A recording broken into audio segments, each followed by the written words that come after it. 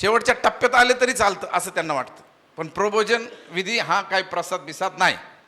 तर प्रबोधन विधी हा जो आहे तो येशू ख्रिस्ताने लावून दिलेला नियम आहे, विधी आहे. आणि तो विधी कशासाठी आम्ही लावून दिलेला आहे? तर पहिली गोष्ट त्याचं स्मरण आम्ही करावं.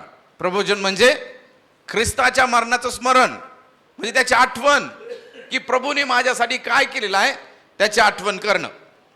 दुसरी गोष्ट जाहीर प्रकटन करणं की प्रभू येशू ख्रिस्त माझ्यासाठी वधस्तंभावरती मारला गेला, तिसऱ्या दिवशी पुन्हा उठला आणि तो माझ्या पापांची क्षमा करणार आहे, हे जाहीर प्रकटन आम्ही करतो ज्यावेळेस आम्ही प्रबोधन घेतो त्यावेळेस.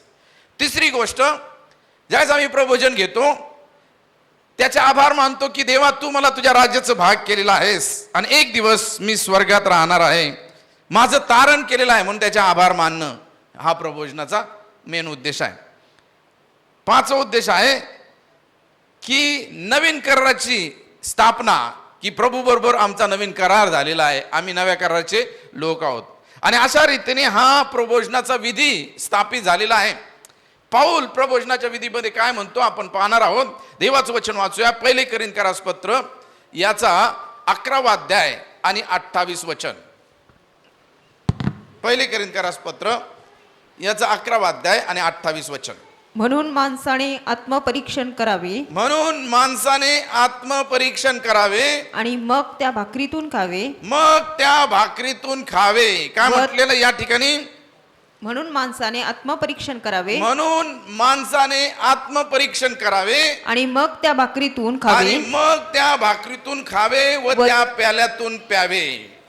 पाऊल या ठिकाणी करिंथ येथील मंडळीला पत्र लिहित आहे आणि करिंथ येथील मंडळीला जाणीव करून देत आहे की तुम्ही ज्यावेळेस प्रबोधनाला येता, ज्यावेळेस तुम्ही प्रबोधनामध्ये भाग घेता, त्यावेळेस तुम्ही आत्मपरीक्षण करणारे लोक व्हावं. कारण या मंडळीमध्ये प्रबोधन विधी या लोकांनी कॅज्युअल घेतलेला होता, ते काही सिरियस घेत नव्हते. आणि म्हणून पाऊल हे पत्र लिहित आहे आणि त्या मंडळीला मार्गदर्शन करत आहे. कारण त्या मंडळीमध्ये भांडणं होते, त्या मंडळीमध्ये रुसवे फुगे होते, त्या मंडळीमध्ये पाप होतं, त्या मंडळीमध्ये देवाला न आवडणाऱ्या गोष्टी करणारे होते. आणि हे लोक दर प्रभुवारी देवाच्या मंदिरात यायचे, उपासना करायचे आणि प्रबोधनामध्ये भाग घ्यायचे, परंतु ते आत्मपरीक्षण करत नव्हते. आज देखील तशीच काही परिस्थिती मंडळींची झालेली आम्हाला पाहायला मिळते की ते त्यांच्या जीवनामध्ये प्रबोधनाचा विधी जो आहे तो गंभीर घेत नाही. प्रबोधन हा जो आहे विधी तो आम्ही आमच्या जीवनामध्ये गंभीर घेणं फार गरजेचं आहे.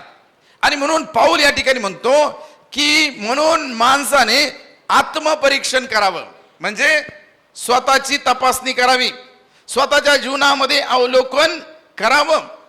म्हणजे ज्या वेळेस आम्ही प्रबोधनाच्या विधीला येतो त्यावेळेस आम्ही आत्मपरीक्षण करणं गरजेचं आहे की मी देवाच्या समोर कसा आहे, मी कशी आहे. बऱ्याच वेळेस आम्ही निळे उपदेश ऐकतो आणि उपदेश ऐकत असताना आमच्या डोक्यात काय येतं, हे पाहिजे होते आज उपदेश ऐकायला. नवरा असेल तर, नवरा जर नसेल त्या दिवशी रविवारी, आणि बायको नसेल तर ही पाहिजे होती आज उपदेश ऐकायला. मग बऱ्याच वेळेस आपल्या डोक्यात पोरं पाहिजे होते आज उपदेश ऐकायला.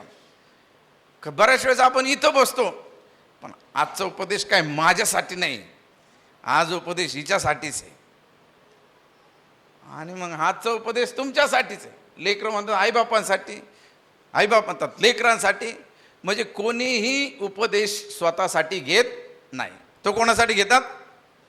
दुसऱ्यांना. म्हणजे आम्ही नेहमी देवाच्या घरात येतो त्यावेळेस उपदेश हा स्वतःसाठी नाही, तो कोणासाठी घेतो? दुसऱ्यांसाठी. पण लक्षात ठेवा, हा उपदेश आम्ही दुसऱ्यांसाठी नाही तर तो आम्ही स्वतःसाठी घेणं गरजेचं आहे. मग प्रबोधनाचा विधी आम्ही घेत असताना जर आम्ही देवाचं वचन ऐकतो तर आम्ही आत्मपरीक्षण करणं गरजेचं आहे, जांच करणं गरजेचं आहे, आमचं जीवन तपासणं गरजेचं आहे. बऱ्याच वेळेस आम्ही आमच्या उपदेशामध्ये उपदेश ऐकत असताना आम्ही इतरांना पाहण्याचा प्रयत्न करतो आणि तीच आमची चूक आहे. पण मला तुम्हाला सांगू द्या, आत्मपरीक्षण करणं म्हणजे माझे विचार कसे आहेत ते मी तपासणं गरजेचं आहे, मी कसा वागतो ते आम्ही विचार करणं गरजेचं आहे, माझी चालचालणूक चांगली आहे का वाईट आहे हे पाहणे गरजेचं आहे. बऱ्याच वेळेस आम्ही चर्चमध्ये येतो त्यावेळेस आम्ही बाहेरून फार चांगले दिसतो, बाहेरून फार चांगले दिसतो. आज बघा आपण सर्वजण किती चांगले दिसता, एकदम सुंदर. मी पण चांगला दिसतो, चांगले दिसतो की नाही? बाहेरून चांगले दिसतो, पण आतून काय आहे ते आपल्यालाच माहिती आहे. आम्ही आतून आमचं परीक्षण करणं गरजेचं आहे. बऱ्याच वेळेस कुटुंब बाहेरून फार चांगले दिसतात, खूप धार्मिक दिसतात, दर रविवारी चर्चला येणारे असतात, प्रत्येक याच्यामध्ये भाग घेणारे असतात, पण घरात काय गोंधळ चाललाय काय कळत नाही. कधी कधी नवरा बायको फार चांगले असतात, पण नवरा बायकोवरती संशय घेतो, बायको नवऱ्यावर संशय घेते, आणि हा प्रकार अनेक परिवारामध्ये आम्हाला पाहायला मिळतो. गेल्या काही वर्षांमध्ये अनेक लोकांचं पुढारी पण करत असताना मला अनेक लोक समजलेच नाही की हे सळक निंबळकला जायचे म्हणून.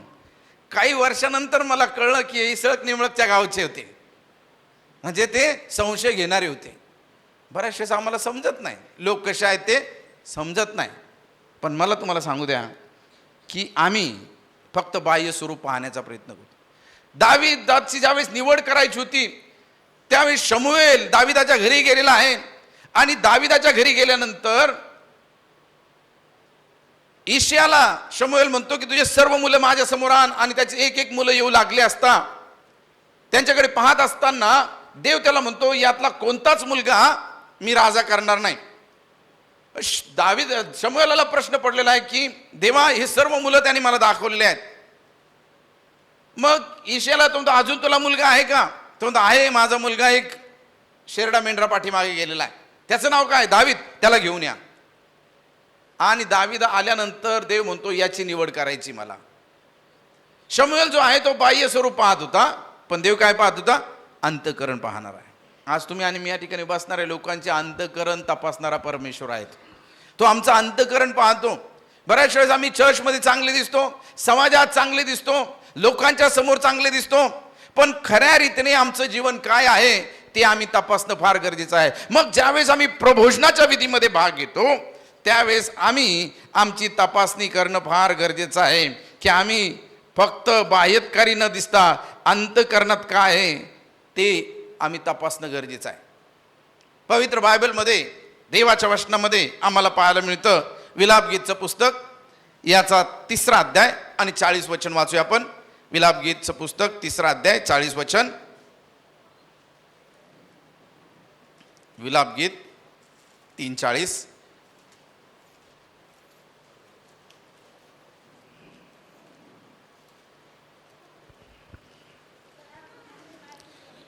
चला आपण आपले मार्ग शोधू व तपासू. काय म्हटलेलं आहे? चला आपण आपले मार्ग शोधू व तपासू. म्हणजे तपासणी फार गरजेचं आहे. आमची स्वतःची तपासणी करणं फार गरजेचं. आपण आपल्या स्वतःला तपासत नाही, आपण आपली स्वतःची जांच करत नाही. आपण प्रभोजनाला येतो, प्रभोजनाचं अनाउन्समेंट केलं की लगेच एंट्री करतो प्रभोजन घेण्यासाठी. पण मी कसा आहे, मी देवाच्या विरुद्ध काय चूक केलेली आहे हे तपासत नाही. पण देवाचं वचन काय सांगतं? चला आपण आपले मार्ग तपासू, शोधू व तपासू आणि परमेश्वराकडे परत येऊ. म्हणजे याचा अर्थ हे लोक देवापासून दूर गेले होते आणि परत ते परमेश्वराकडे येत आहे. आज आमच्या जीवनामध्ये देखील अशी पडझड चालू असते. एका हप्त्यात आम्ही खूप प्रार्थना करतो, दुसऱ्या हप्त्यात काही प्रार्थना करत नाही. एका हप्त्यात आम्ही चांगलं धार्मिक जीवन जगतो, दुसऱ्या हप्त्यात आम्ही पडतो कुठेतरी. परंतु देवाची इच्छा आहे की आमच्या पडझडीमध्ये आम्ही कोणाकडे येणं गरजेचं आहे? देवाकडे येणं गरजेचं आहे. आमचा देव जो आहे तो क्षमाशील परमेश्वर आहे. मग या ठिकाणी म्हटलं आहे चला आपण आपलं मार्ग शोधू. मग आज आम्ही प्रभोजनाच्या विधीमध्ये येत असताना आमचे मार्ग तपासणं फार गरजेचं आहे. मी खरंच देवाच्या मार्गाने गेलेलो आहे का? देवाच्या मार्गाने चाललेली आहे का? मी चुकीच्या मार्गाने तर चालत नाही ना, हे आम्ही तपासणं फार गरजेचं आहे. बऱ्याच वेळेस आम्ही चुकलेलो आहोत हे आम्हाला आमचं समजत नाही.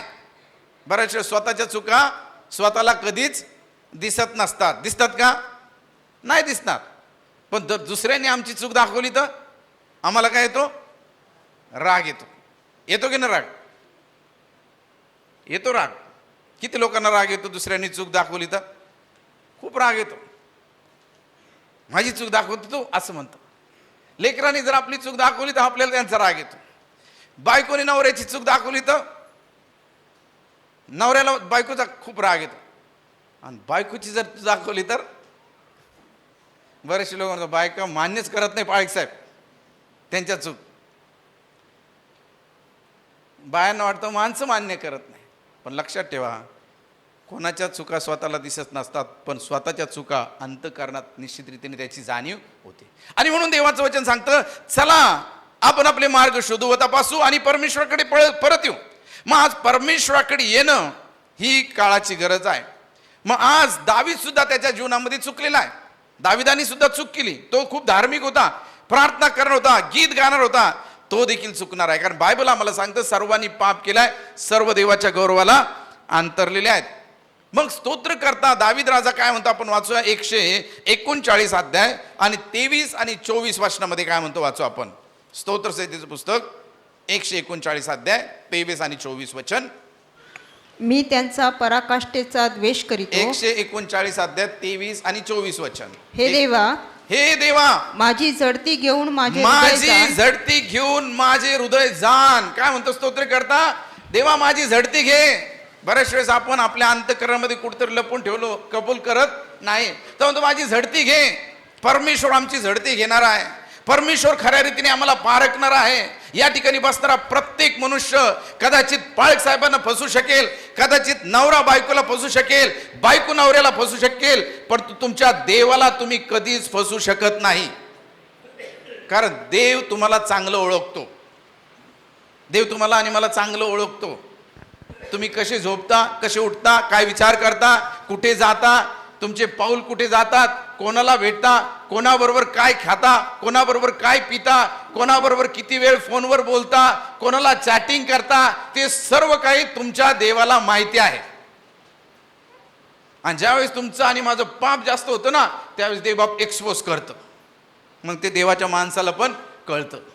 आणि म्हणून या ठिकाणी म्हटलेलं आहे, हे देवा माझी झडती घेऊन माझे हृदय जाण. प्रार्थना करत आहे, देवा माझी झडती घे, माझं हृदय जाण.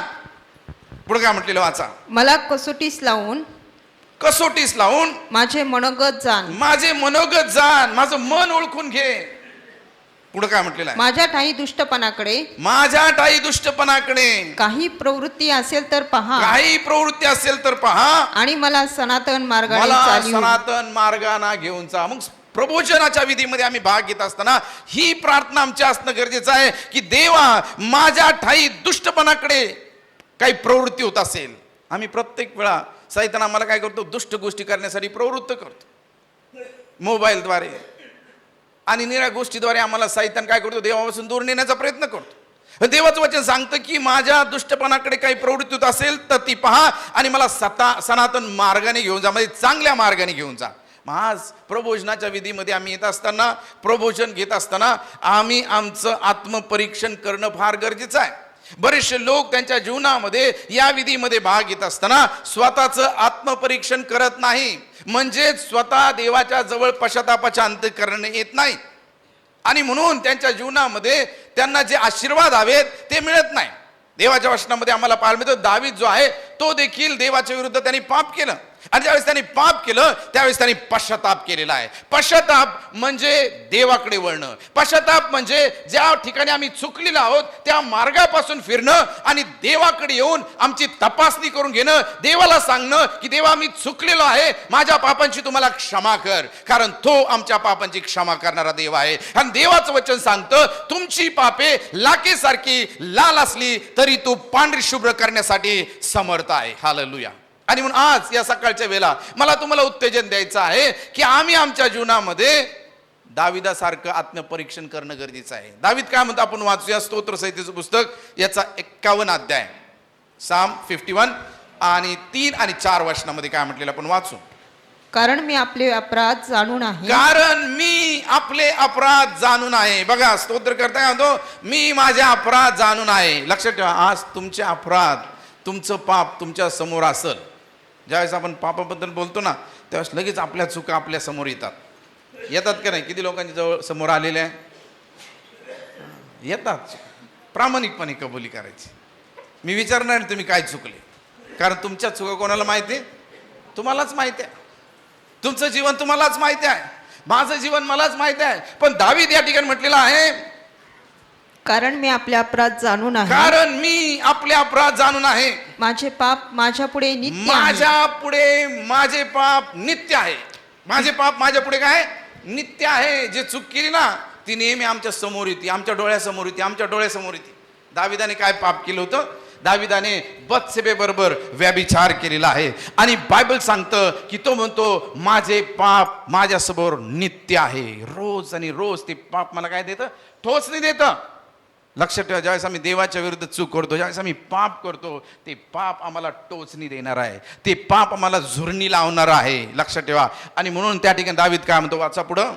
तुझ्या विरुद्ध तुझ्या विरुद्धच मी पाप केले आहे. तुझ्या दृष्टीने जे वाईट ते मी केले आहे. म्हणून तू बोलशील तेव्हा न्यायी ठरशील. तेव्हा तू बोलशील तेव्हा तू न्याय ठरशील. मी तुझ्या विरुद्धच पातक केलेला आहे. लक्षात ठेवा, आम्ही ज्यावेळेस पाप करतो त्यावेळेस कोणाच्या विरुद्ध पाप करतो? देवाच्या विरुद्ध पाप करतो. आणि म्हणून आम्ही आमच्या जीवनामध्ये प्रबोधनाच्या विधीमध्ये सामील होत असताना आम्ही आमची तपासणी करणं गरजेचं आहे. आमचं आत्मपरीक्षण करणं गरजेचं आहे. आम्ही एक्झामाइन करणं गरजेचं आहे की मी कसा आहे, माझं जीवन कसं आहे. आम्ही गीत गायलं, सुंदर देऊळ हृदय हे माझे, येथेच विराज देव बाप. देव आमच्यामध्ये उपस्थित राहणारा परमेश्वर आहे. या अंतःकरणामध्ये उपस्थित राहणारा परमेश्वर आहे. जर आमच्या जीवनामध्ये अशुद्धता आहे तर तो आमच्या जीवनामध्ये राहू शकत नाही. आणि म्हणून तुमचं पाप जर तुम्हाला पुढे येत असेल तर त्याचा पश्चाताप आम्ही करणं गरजेचं आहे. बऱ्याचशा लोकांच्या जीवनामध्ये त्यांचं पाप त्यांच्या समोर येत असताना, देव त्यांचं पाप दाखवत असताना सुद्धा ते त्यांचं पाप देवाच्या समोर कबूल करत नाही, पश्चाताप करत नाही, पण त्या पापाला घेऊन आपलं जीवन जगतात. मला तुम्हाला सांगू द्या, त्यांच्या जीवनामध्ये ते कदापि आशीर्वादित राहू शकत नाही. त्यांच्या जीवनामध्ये देवाचे शापच येणार. परंतु दावीद म्हणतो की माझे पाप तुझ्यासमोर नित्य आहे. आणि 51 स्तोत्र जे आहे ते पश्चातापाचं स्तोत्र आहे. आणि या स्तोत्रामध्ये तो काय म्हणतो माहिती आहे का? तो म्हणतो की एजोबाने माझे पाप मल काढ म्हणजे मी निर्मळ होईल, मला धू म्हणजे मी बर्फ होऊन शुभ्र होईल. Is repenting for his sin. तो पश्चाताप करत आहे त्याच्या पापासाठी. आज आमच्या जीवनामध्ये देखील आम्ही आमच्या पापासाठी देवाजवळ पश्चाताप करणं गरजेचं आहे. कोणतं पाप आज माझ्या जीवनामध्ये आहे? लबाडीचं पाप आहे, खोटं बोलण्याचं पाप आहे, भांडणं करण्याचं पाप आहे, शिव्या देण्याचं पाप आहे. बऱ्याचशा लोकांना दिसताना फार चांगले दिसतात पण त्यांच्या मुखामध्ये फार शिव्या असतात.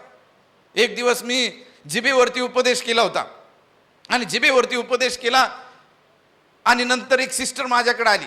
मी कधीच विचार केला नाही की ही सिस्टर इतक्या शिव्या देत असेल. आणि तिने सांगितलं, पाळीक साहेब आज देवबापाचा आत्मा माझ्याशी बोलला. आणि तिने, मी म्हटलं काय झालं? म्हणे पाळीक साहेब मी इतक्या घाण घाण शिव्या देते म्हणे, पण आज तुमचा उपदेश ऐकला माझं जीवन बदललं, मी आजपासून शिव्या देणार नाही. मी तिच्याकडे पाहत राहिलो, सिस्टर तुम्ही शिव्या देता? स्टाफ नर्स, तरुण मुलगी शिव्या देते? हो म्हणे, मग फार शिव्या द्यायचे. पण देवाने मला यातून बाहेर काढलं. ज्यावेळेस आम्ही देवाचं वचन ऐकतो त्यावेळेस आमच्या समोर आमचं पाप दिसू लागतं. माझ्यासमोर खूप लोक असे येऊन गेलेले.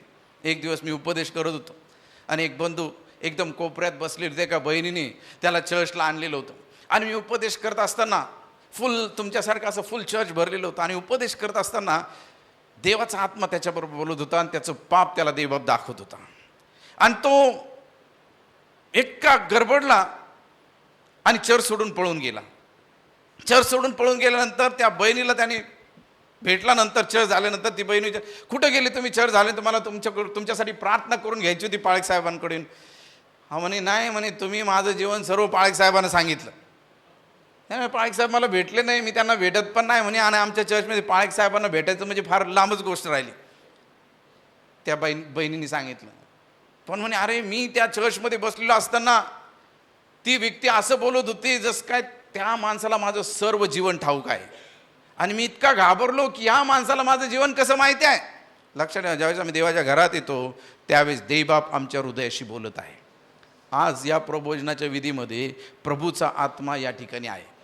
आणि जर आम्ही कोणत्या पापामध्ये गुंतलेला असू, जर आम्ही कुठं देवाच्या विरुद्ध पाप करत असू, तर माझा विश्वास आहे की तुमचं पाप तुमच्या समोर निश्चितीने येऊन उभं राहिलं असेल.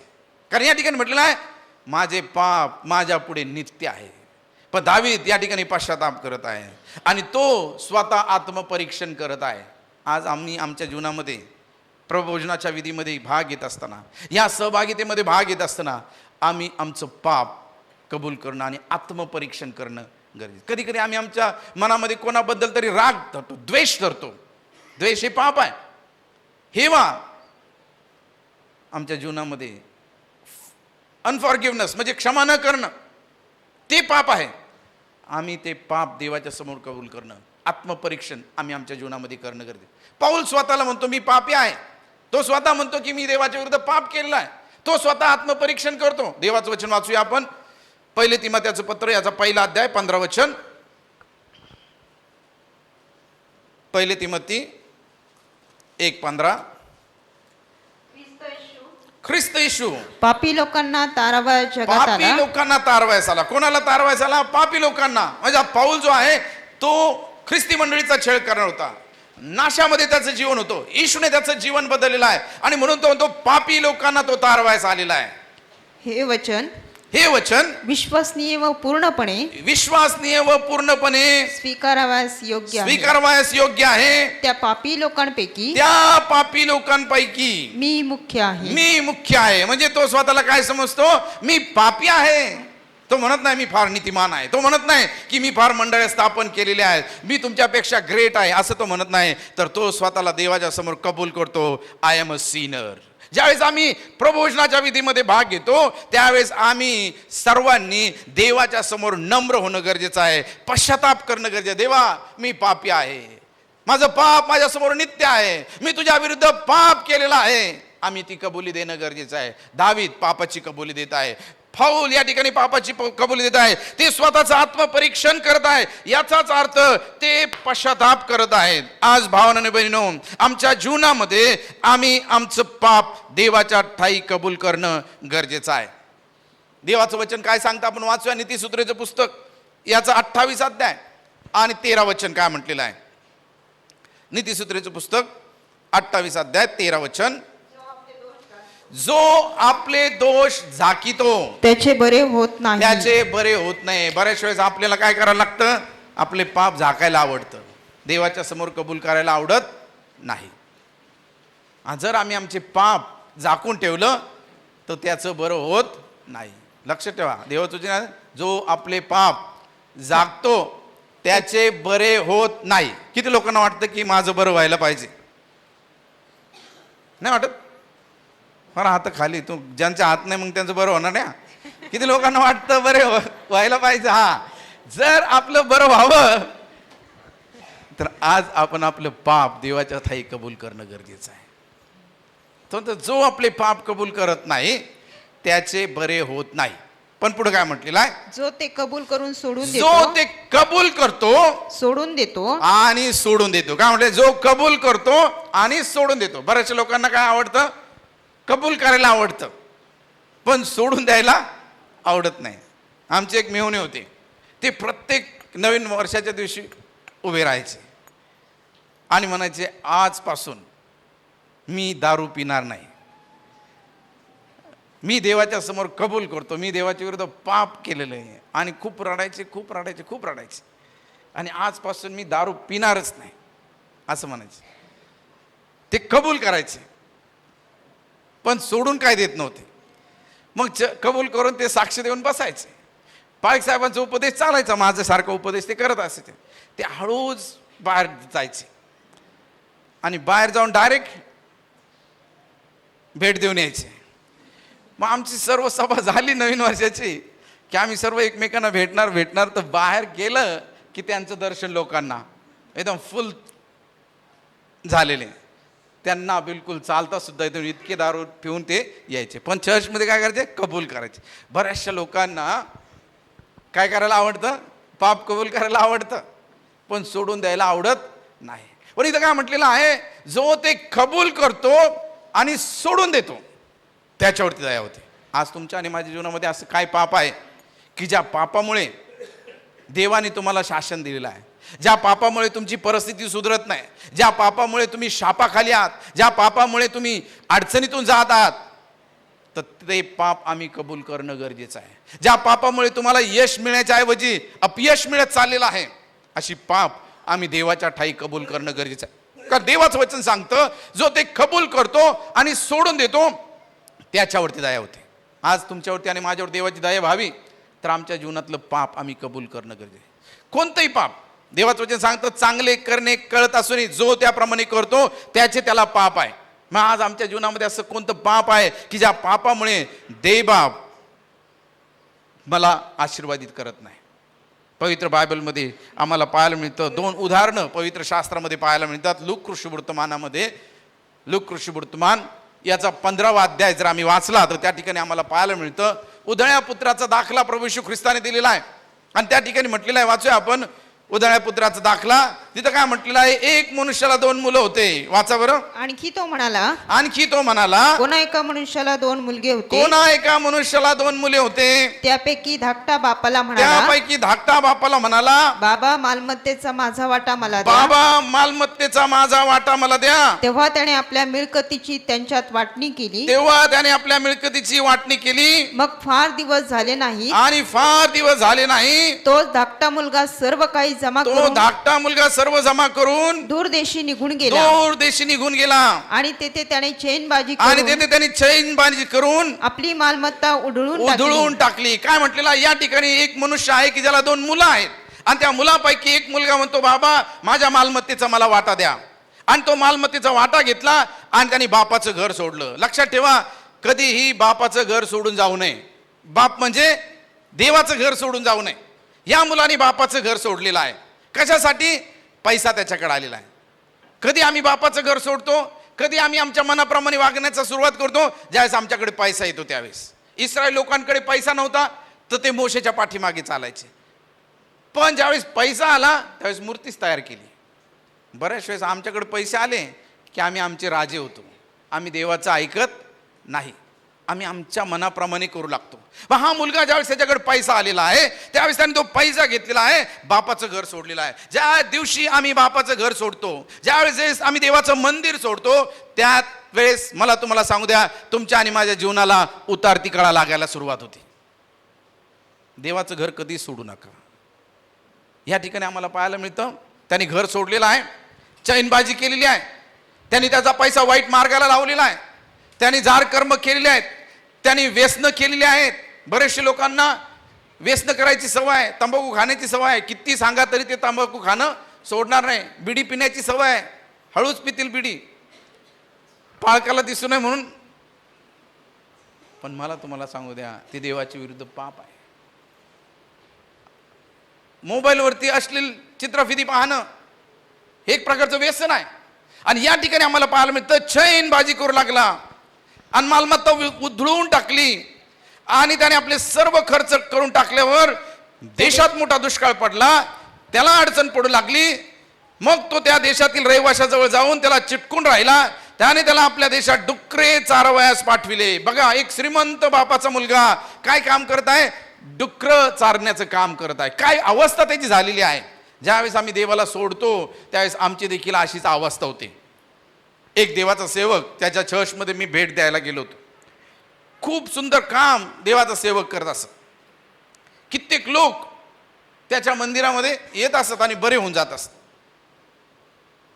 आणि मी त्या ठिकाणी देवाच्या वचनाची सेवा केली. आणि काही दिवसांनी मला कळलं की तो एका मुलीला घेऊन पळून गेला. 2-3 लेकरं आहे त्याला. आणि आज त्याची अवस्था अशी आहे की तो एका शेतकऱ्याच्या घरी नौकर म्हणून काम करतो, चाकर म्हणून काम करतो.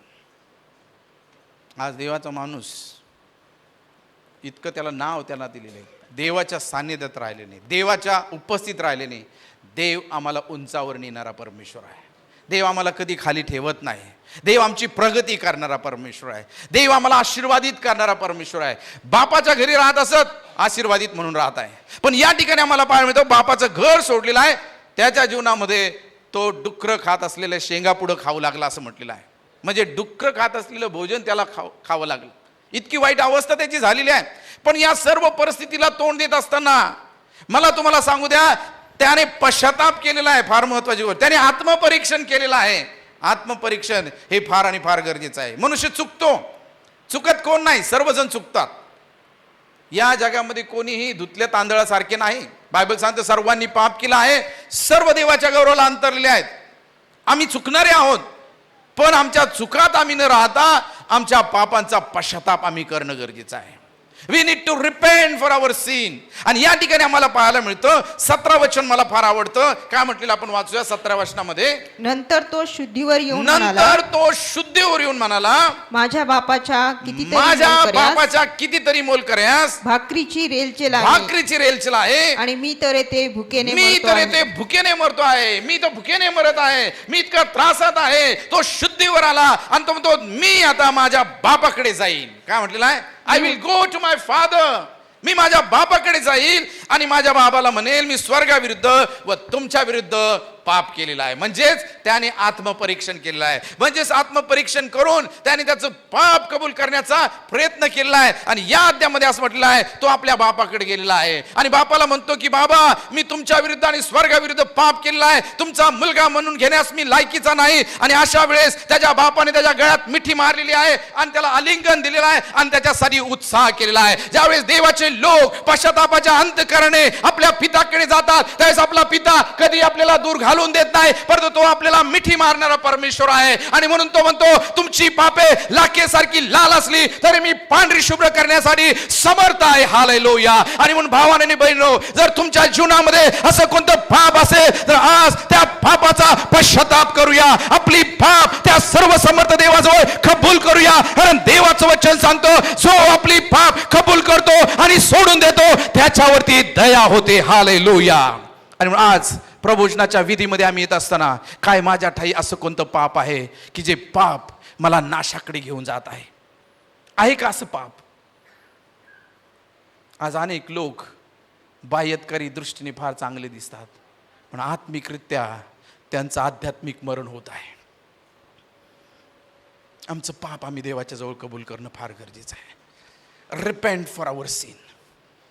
पापाचा पश्चाताप करणं. दुसरं उदाहरण आम्हाला पाहायला मिळतं लूका सुवर्तमान याचा 19 अध्याय. एक श्रीमंत मनुष्य, पापामध्ये जीवन जगणारा, लोकांना लुबाडणारा, पण ज्यावेळेस येशू त्याला भेटतो त्यावेळेस त्याच्या जीवनामध्ये ट्रान्सफॉर्मेशन येतं. येशू ज्यावेळेस त्याला भेटतो त्याचं जीवन बदललं जातं. आज आम्हाला येशू भेटून आमचं जीवन बदललेलं आहे का? की आम्ही त्याच पापात आहोत?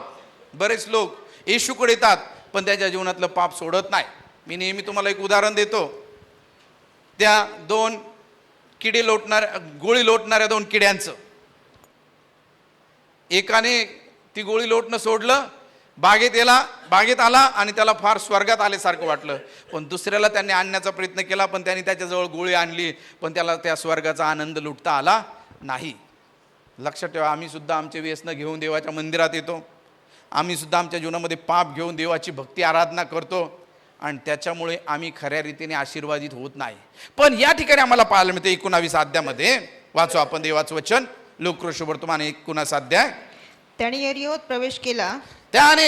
प्रवेश केला व त्यातून तो पुढे जात होता. तेव्हा पहा जक्कई नावाचा कोणी एक मनुष्य तो मुख्य जकातदार होता, श्रीमंत होता. येशू कोण आहे हे पाहण्याचा तो प्रयत्न करत होता, पण गर्दीमुळे त्याचे काही चाले ना, कारण तो ठेंगणा होता. इथं म्हटलं हा श्रीमंत मनुष्य आहे, लुबाडणारा मनुष्य आहे, पापामध्ये जीवन जगणार आहे. पण आम्हाला पाहणं ज्यावेळेस येशू त्याला भेटलेला आहे त्यावेळेस काय म्हणतो? येशू भेटल्यानंतर येशूला काय म्हणतो आपण वाचूया 8व्या वचनामध्ये. तेव्हा जक्कई उभा राहून प्रभूला म्हणाला, प्रभूजी पहा मी आपले अर्धे द्रव्य दारिद्र्यास देतो आणि मी अन्यायाने कोणाचे काही घेतले असेल तर ते चौपट परत करतो. I will give back. जे काय मी कोणाचं लुबाडलेलं आहे ते मी परत देतो. म्हणजे काय करत आहे? रिटर्न. लोकांना जाऊन यांनी बऱ्याचशा लोकांकडून काय घेतलेले आहेत? पैसे घेतलेले आहेत. आणि पैसे घेतल्यामुळे त्याचे संबंध सुद्धा काय झालेले आहेत? खराब झालेले आहेत. बरेच वेळेस आम्ही देखील असे व्यवहार करतो आणि लोकांचे पैसे देत नाही. मग पैसे देत नाही, त्यांच्यावर बोलणंही बंद करतो आणि चर्चमध्ये येथून भक्ती करतो. पण जर कोणाचे पैसे घेतले असतील आपसात पण, तर ते पैसे रिटर्न करा, क्षमा मागा आणि संबंध काय करा, सुरळीत करा. पैशाने संबंध खराब होतात. बरोबर आहे ना? आम्ही संबंध क्लिअर करणं गरजेचं आहे. याने बऱ्याचशा लोकांना लुबाडलं आणि ते देवाच्या दृष्टीने पाप होतं. आणि तो म्हणतो मी कोणाचं काही लुबाडलं असेल ते चौपट परत करतो, अन्यायाने घेतला असेल चौपट परत करतो. He was confessing his sin. तो त्याची पाप येशूच्या जवळ कबूल करत आहे. आणि येशू काय म्हणतो, हा अब्रामाचा पुत्र आहे. आणि त्याला लगेच त्याने त्याचं तारण झालेलं आहे. मला तुम्हाला सांगायचं, ज्यावेळेस आम्ही कबूल करतो त्यावेळेस आमच्यावरती दया होते. आज तुमच्यावरती आणि माझ्यावर दया व्हावी अशी इच्छा आहे का? देवाची कृपा तुमच्या आणि माझ्या परिवारावरती व्हावी अशी आमची इच्छा आहे का? तर आज आम्ही आमच्या जीवनामध्ये आत्मपरीक्षण करणं फार गरजेचं आहे. आणि म्हणून पाऊल करिंथीतील मंडळीला पत्र लिहित असताना काय म्हणतो, पुन्हा एक वार ते वचन वाचूया. पहिले करिंथकरास पत्र याचा 11वा अध्याय आणि 28 वचन.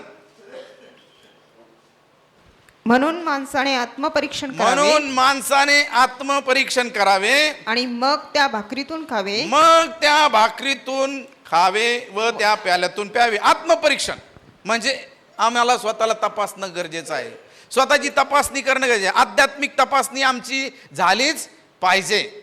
इथं म्हटलेलं आहे मग त्या प्याल्यातून प्यावे, कारण त्या शरीराचे मर्म ओळखल्याशिवाय जो खातो व पितो तो खाण्याने व पिण्याने आपणावर दंड उडवून घेतो. म्हणजे काय दंड उडवून घेतो? शिक्षा उडवून घेतो. जर आम्ही असंच गाफील राहिलो, आम्ही सिरियस राहिलो नाही, सिरियस होऊन प्रबोधन घेतलं नाही, पश्चाताप न करता प्रबोधनाच्या विधीमध्ये भाग घेतो, तर देवाचं वचन सांगतं आम्ही स्वतःवरती दंड ओढून घेतो. आज अनेक लोक स्वतःवरती देवाचा क्रोध ओढून घेत आहेत, कारण ते खऱ्या रीतीने, खऱ्या अंतःकरणे, खऱ्या पश्चातापाने देवाच्या चरणाजवळ येत नाही.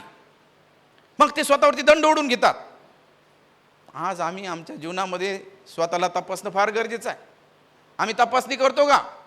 पुढे म्हटलेलं आहे तुम्हामध्ये पुष्कळ जण दुर्बळ व आजारी आहे. काय म्हटलेलं आहे? कशामुळं दुर्बळ आहे?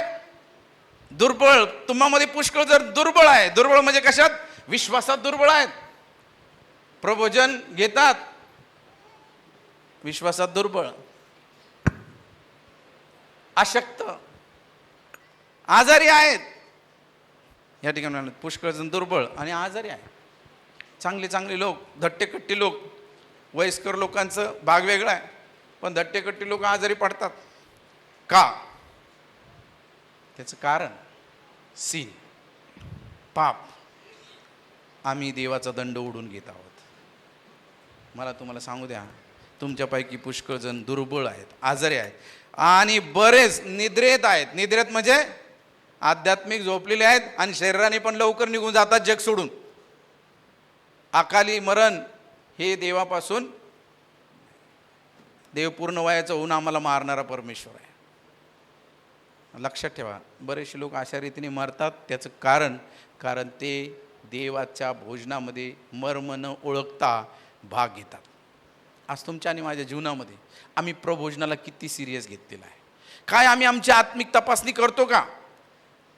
जर तुमच्या जीवनामध्ये डॉक्टरांकडे जर जायचं असेल तर डॉक्टर तुम्हाला तपासण्या करायला लावतो.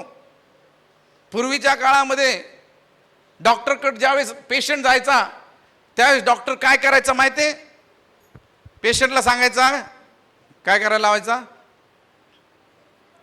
जीभ दाखवा, है ना? पहिले डॉक्टर काय करायचे? जीभ दाखवा. आपण अशी केली नाही, मोठी जीभ दाखवा.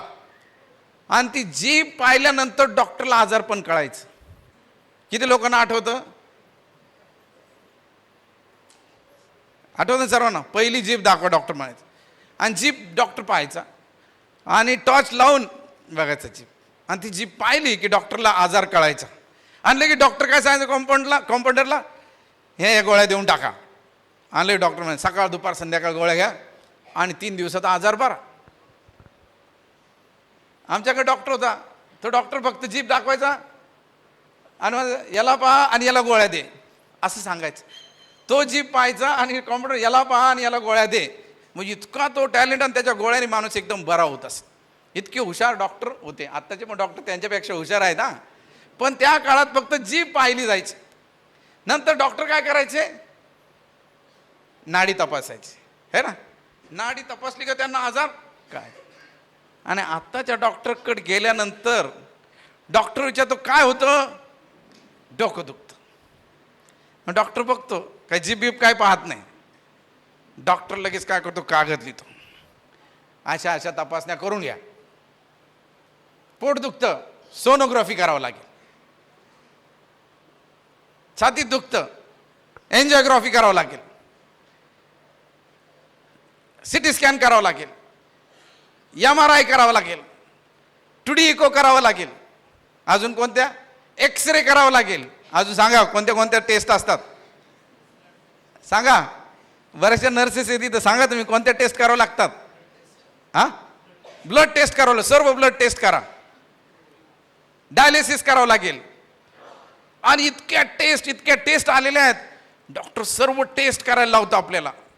आणि ह्या सर्व टेस्ट झाल्यानंतर डॉक्टर तो कागद बघतो आणि आपल्या शरीरात काय कमी आहे त्याचे रेट लिहिलेले असतात. इतकं वाढलेलं आहे, इतकं कमी झालेलं आहे, तितकं कमी झालेलं आहे. आणि मग डॉक्टर सांगतो तुमच्या शरीरातलं हे कमी झालेलं आहे, तुमच्या शरीरातलं हे वाढलेलं आहे, कोलेस्ट्रॉल वाढलेलं आहे, तुम्हाला हे करावं लागेल, तुम्हाला ते करावं लागेल. आणि मग सर्व इन्स्ट्रक्शन तुम्हाला दिलं जातं. आणि त्या इन्स्ट्रक्शनप्रमाणे आम्हाला काय करावं लागतात, गोळ्या घ्याव्या लागतात. बरोबर आहे का नाही. तपासणी आजकाल काय नाही, 40 वर्ष पूर्ण झाले की तपासण्या करून घ्यायला पाहिजे. तुम्ही तपासणी करता का पाळीक साहेब, तपासणी करून घ्या. आणि सर्व लोक आता कुठे लागलेले, तपासणीच्या मागं लागलेले. करतो की नाही आपण तपासणी. डॉक्टर आपल्याला सजेस्ट करतो वर्षातून एकदा तरी तपासणी झाली पाहिजे. अंधुक दुखतो, डोळ्यांच्या दवाखान्यात. म्हणजे आपल्याला तपासणी करावी लागते आपल्या शरीराची. अंकल खूप आजारी होते, मागील दिवसात त्यांच्या सर्व चाचण्या करावं लागल्या, सर्व टेस्ट करावं लागल्या. आणि टेस्ट केल्यानंतर त्यांना ट्रीटमेंट सुरू झाली. जोपर्यंत टेस्ट होत नाही, जोपर्यंत तपासणी होत नाही, तोपर्यंत डॉक्टर पण काही करत नाही. पूर्वी फक्त जीभ पाहायचा, पण आता मात्र सर्व तपासणी करावी लागते. युरिनची टेस्ट घ्या, याची टेस्ट घ्या, त्याची टेस्ट घ्या. सर्व टेस्ट घेतल्यानंतर रिझल्ट आपल्या हातात येतो. तसंच आमच्या आत्मिक जीवनाची सुद्धा आम्ही तपासणी करणं गरजेचं आहे. कधी आम्ही आमच्या आत्मिक जीवनाची तपासणी करतो का? नाही. आमचं कसं देवाच्या मंदिरात येणं, यायचं, जोर जोरात म्हणतात हालेलुया, म्हणा जोरात हालेलुया, पाहायचं हालेलुया हालेलुया, बघ जय जय नाम, येशू नाम, म्हणा येशू नाम, जय जय नाम. पण तपासणी काय? आम्हाला असं वाटतं जोर जोर ओरडलं म्हणजे बरं झालं. नाही, आमची तपासणी, मी प्रॉब्लेममध्ये आहे का, काय तपासायचं आम्हाला आमच्या जीवनामध्ये. म्हणजे डोळे आम्ही तपासणं गरजेचं आहे. माझे डोळे देवाने कशासाठी दिलेले? माझे डोळे काय बघतात? तरुणांनो काय बघतात माझे डोळे? म्हाताऱ्यांनो, म्हातारींनो, तरुणींनो, तरुणांनो, आमचे डोळे काय बघतात? हे फार महत्त्वाचं आहे. कुठं आमचं आकर्षण जास्त होतं? आमचे डोळे आम्ही तपासणं गरजेचं. माझे डोळे काही वाईट बघतात का, हे आम्ही तपासणं गरजेचं आहे.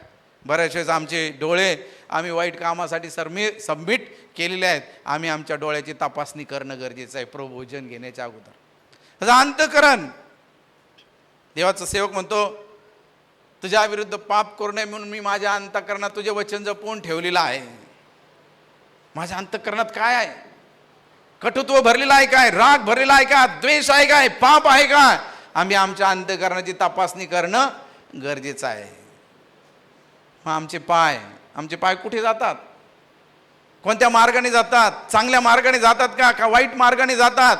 ते आमचे पाय आम्ही तपासणं गरजेचं आहे. आमचे विचार, आम्ही काय विचार करतो, तो विचार आम्ही तपासणं गरजेचं आहे. म्हणजे आमच्या जीवनात जर आम्हाला देवाने आशीर्वादित करावं तर आम्ही आमची तपासणी करणं फार गरजेचं आहे. मग आज तुम्ही तुमच्या जीवनामध्ये तुमचं आत्मिक परीक्षण केलेलं आहे का? तुम्ही तपासणी केलेली आहे का? माझा विश्वास आहे की आजच्या सकाळी परमेश्वराचा आत्मा तुमच्या बरोबर बोलत आहे. आणि जर परमेश्वराचा आत्मा तुमच्या बरोबर बोलत आहे तर दावीद ज्या प्रकारे म्हणतो माझे पाप माझ्या समोर नित्य आहे. हा, जर तुमचं पाप तुमच्या समोर नित्य आहे तर मी तुम्हाला आव्हान करल की तुमच्याकडे एक कागद दिला जाईल, त्या कागदावरती तुमचं पाप लिहा आणि ते पाप लिहून तुम्हीच तुमच्या समोर ठेवा की देवा हे पाप आहे, मी तुझ्या विरुद्ध पाप केलेलं आहे, मी तुझ्या विरुद्ध दोष आहे. कोणाला दाखवू नका. तुमच्या शेजारच्याला दाखवू नका, मित्राला दाखवू नका, मैत्रिणीला दाखवू नका, नातेवाईकाला दाखवू नका, इवन मला सुद्धा दाखवू नका. पण ते पाप घ्या आणि त्या पापाकडे पाहून म्हणा माझी झडती घे. आणि मला जर माझं मन कोणत्या दुष्ट गोष्टीकडे प्रवृत्त होत असेल तर त्यापासून तू मला आवर देवा.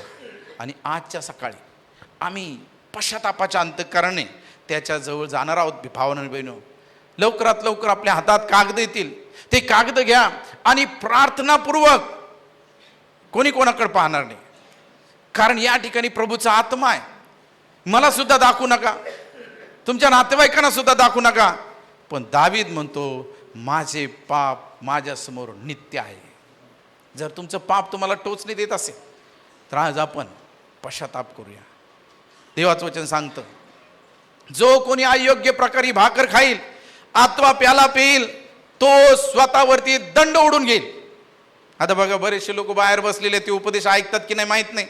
त्यांचं आपलं चाललं लेकरांना सांभाळणं, आणि प्रबोधन सुरू झालं की ते लगे धावत पळत येतील. पण उपदेश काय चाललाय, काय चाललाय, इथं काय सांगितलेलं पाळायचं त्याचं काय कोणाचं लक्ष नाही. पण प्रसाद म्हणून घेतल्यासारखं येतील. पण लक्षात ठेवा, हा प्रबोधन म्हणजे प्रसाद नाही, तर हे आत्मपरीक्षण करण्याचा टाईम आहे, पश्चाताप करण्याचा टाईम आहे. बऱ्याच वेळेस आमच्या जीवनामध्ये आम्ही दुर्बळ असतो, विश्वासात दुर्बळ असतो, म्हणून सैतान आमच्यावरती हल्ला करतो आणि आमच्यावरती जादू मंत्र तर्ण करणीची प्रभाव आमच्या जीवनामध्ये पाहायला मिळतो. शापातून आम्ही बाहेर पडत नाही का? कारण आम्ही पश्चातापाच्या अंतःकरणाने देवाच्या चरणाजवळ जात नाही. तर आजच्या सकाळी जर तो कागद तुमच्याकडे मिळालेला आहे तर आपले डोळे बंद करा, प्रार्थना करा की देवा हे पाप माझ्या जीवनामध्ये. कदाचित आळस असेल, कदाचित तुम्ही तुमच्या घरात जास्त भांडणं करत असाल, शिव्या देत असाल, कोणाच्याबद्दल वाईट विचार करत असाल, कदाचित कोणाचं भलं होऊ नये असं तुमच्या मनामध्ये येत असेल, पाप आहे ते. कदाचित घाणेरडी सवयी तुमच्या जीवनामध्ये चालू झाल्या असतील, कदाचित पूर्वी तुम्ही चांगले असाल, अचानक तुम्हाला कुठतरी वाईट गोष्टीकडे तुमची प्रवृत्ती होत असेल, तर आजच्या दिवशी आम्ही पश्चाताप करूया. तुमचं पाप त्या कागदावरती लिहा, देवाला देवा ही चूक मी माझ्या जीवनामध्ये करत आहे, माझ्या पापांची तुम्हाला क्षमा कर. हालेलुया. ओ राबा शांदा राबा रिखा राबा शदा डाबा लाबा दाबा रिदनम रियंदा लाबा शदनम लबा दाबा. Hallelujah, hallelujah.